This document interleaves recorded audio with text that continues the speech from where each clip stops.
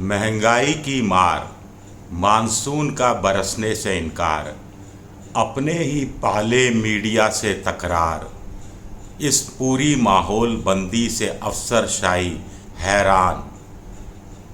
ऐसे में मतदाता वोट देगा, ऐसा क्यों सोचती है मोदी सरकार। नमस्कार, मैं हूं आपका दोस्त विजय विद्रोही। आप मुझसे जुड़ चुके हैं, इसके लिए आप सबका तहे दिल से शुक्रिया। और अगले 7-8 मिनट में आपसे जुड़े रहने की कोशिश करूंगा। आज बड़ा महत्वपूर्ण सवाल उठा रहे हैं जो महंगाई से जुड़ा है, मानसून से जुड़ा है, मीडिया से जुड़ा है, अफसरशाही के रवैये से जुड़ा हुआ है। ऐसे में मतदाता के मैंडेट यानी जनादेश से जुड़ा हुआ है। और आखिर में ये सवाल मोदी सरकार को लपेटे में ले रहा है कि ये सब हालात विपरीत हैं, तो ऐसे में मोदी सरकार क्या 2024 में वापस आ पाएगी। महंगाई की मार का जिक्र कर लेते हैं, बारिश का, मानसून का जिक्र कर लेते हैं। अगस्त का महीना अल नीनो से प्रभावित रहा है। 36% बारिश अगस्त के महीने में कम हुई है। ओवरऑल मानसून 6% औसत से कम रहा है। जो बांधों की भराव क्षमता है वो 62% है 17 अगस्त तक, जो पिछले साल 76% थी। खरीफ की बुआई प्रभावित हो रही है। खरीफ की बुआई करीब 10% कम हुई है। और इसके रबी की बुआई पर भी फ़र्क पड़ेगा। रबी यानी जो अगले साल चुनाव के समय फसल बाज़ार में आएगी, और खरीफ यानी जो इस साल विधानसभा चुनाव से पहले फसल बाज़ार में आएगी। तो दो फसलें जब नहीं होंगी तो वोटों की फसल कैसे काट पाएंगे मोदी जी, अपने आप में एक बड़ा सवाल है। चलिए महंगाई से शुरुआत करते हैं। प्याज के दाम अभी 5 रुपये प्रति किलो थोक के बाज़ार में बढ़े, और मोदी सरकार इस कदर घबरा गई कि निर्यात शुल्क 40% कर दिया गया।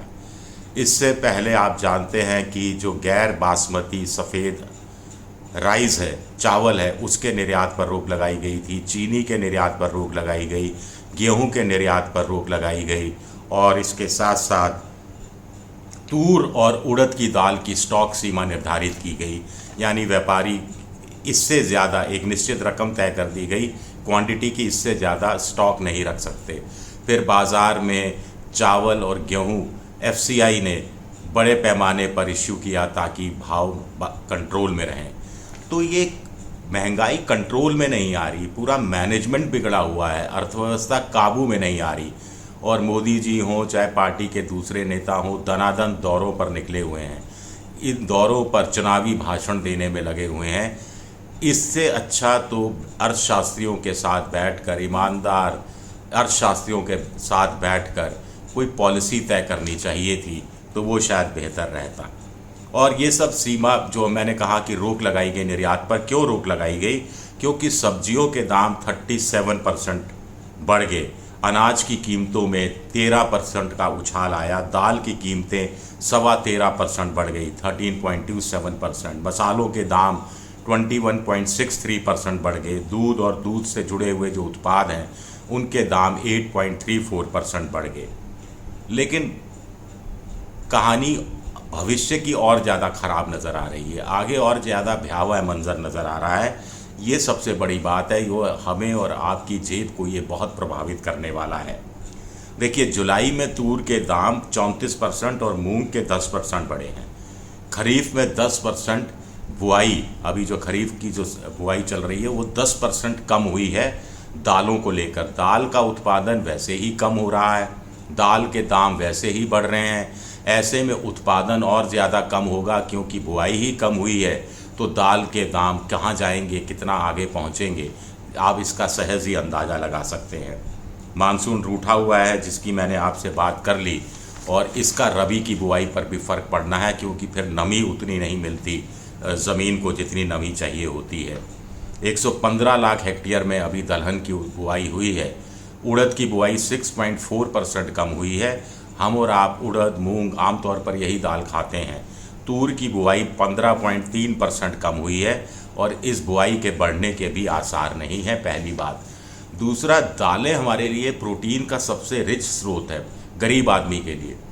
प्रोटीन कहाँ से मिलता है आपको? या तो चिकन में मिल जाएगा, फ़िश में मिल जाएगा, अंडों में मिल जाएगा। ये हर आदमी अफोर्ड नहीं कर सकता और हर आदमी खाता भी नहीं है। इसीलिए दाल रोटी खाओ प्रभु के गुण गाओ, ये वाली कहावतें कही जाती रही हैं।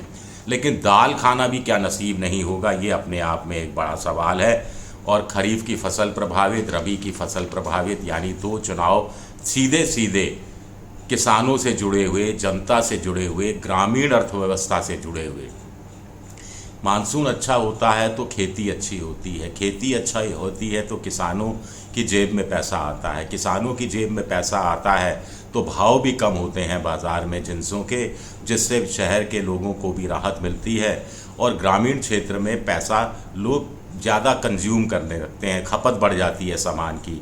जो FMCG है, जो फास्ट मूविंग कंज्यूमर गुड्स हैं, जिसमें मोटे तौर पर शैम्पू हुआ, साबुन हुआ, तेल हुआ और दूसरे सौंदर्य प्रसाधन हुए, उसके अलावा कपड़े धोने का साबुन, सर्फ, ये तमाम चीज़ें जो होती हैं, इनका भी गांव के क्षेत्र में मार्केट बढ़ा है, खपत ज़्यादा बढ़ी है पिछले कुछ सालों में। लेकिन ये खपत और कम हुई गांव के क्षेत्रों में बारिश नहीं होने के कारण। तो स्थितियाँ किस कदर भयावह हो सकती हैं आप अंदाज़ा लगा सकते हैं।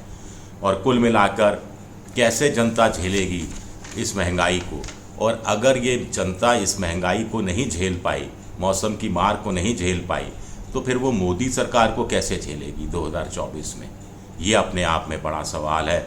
और पूरी माहौलबंदी का देखिए असर हो रहा है। अभी आपको ने देखा होगा कि कैसे एक मंत्राणी ने एक मीडिया के एक शख्स के सवाल का किस तरह से जवाब दिया। मैं उस विस्तार में नहीं जाना चाहता क्योंकि वीडियो बहुत वायरल हो चुका है, आप लोग कई बार वो वीडियो देख चुके। लेकिन ये जो घमंड है, ये जो गरूर है, किस तरह सामने आ रहा था। और फिर उन पत्रकार महोदय को भी कहना पड़ा कि आप व्यक्तिगत तौर पर उतरेंगी तो आपको भी फिर व्यक्तिगत सवालों का सामना करना पड़ेगा, तब जाके वो थोड़ी सी ठंडी हुई। लेकिन फिर बाद में सुना है, मैंने पूरा इंटरव्यू देखा नहीं, बाद में फिर वही जो सियासत की अकड़ होती है, सत्ता में रहने की अकड़ होती है, वो फिर सामने आ गई। CAG ने इतने सालों से रिपोर्ट जारी नहीं की थी। और CAG कौन है? मुर्मू साहब हैं, जो गुजरात कैडर के आते हैं, जो पहले जम्मू कश्मीर में भी लगाए गए थे और जम्मू कश्मीर से उनको हटाकर CAG लगाया गया था। तो वो रिपोर्ट क्यों सामने आ गई? क्या अफसरशाही को डर लगने लगा है कि सत्ता बदल जाएगी?